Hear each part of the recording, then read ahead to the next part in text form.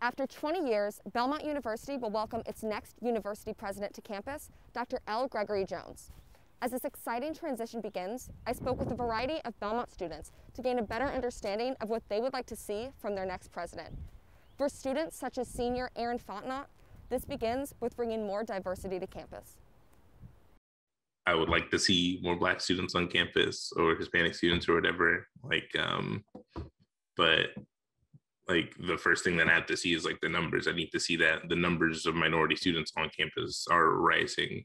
And there's a number of ways to go about that, obviously, but that's step one. And then hopefully we get to see more of what naturally comes about from that, more organizations that aren't necessarily centered on it, but include important elements or include and broadcast the values that minority groups bring.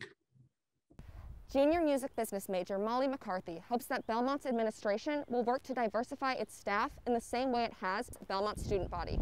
I mean, there's been a lot of change in Belmont over the past decade.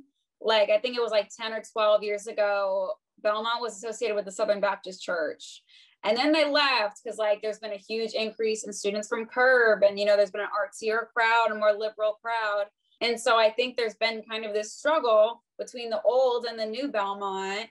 And I guess what I want to see is the administration reflect the values and views of the community and the students and the professors that I've come to know, who are all very accepting and diverse. Junior design communications major Sophie Lasher suggests the new president will communicate frequently and transparently with students regarding his work towards diversity. I feel like Belmont has a really particularly great divide between the values of its administration and of its student body. So sometimes it's important to make points like this, saying, hey, students, we are together in this. We know what's going on. Maybe we don't feel like admin's on our side, but we are all feeling the same thing. Dr. Jones has already met with a few student organizations to discuss his plans to continue making Belmont more diverse. Marcus Knight, a member of the Black Student Association, is hopeful for what Belmont will achieve in the coming years.